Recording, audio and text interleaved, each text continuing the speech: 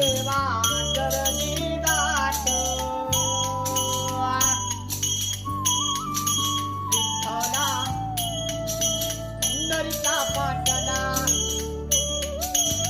सोहळा तो दाटला सोहळा तो दाटला हरी नाम बोला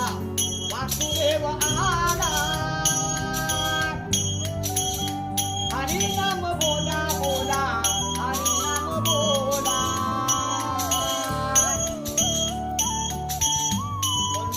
पंढरपूर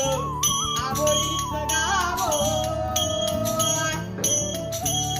साधू आणि संत देवा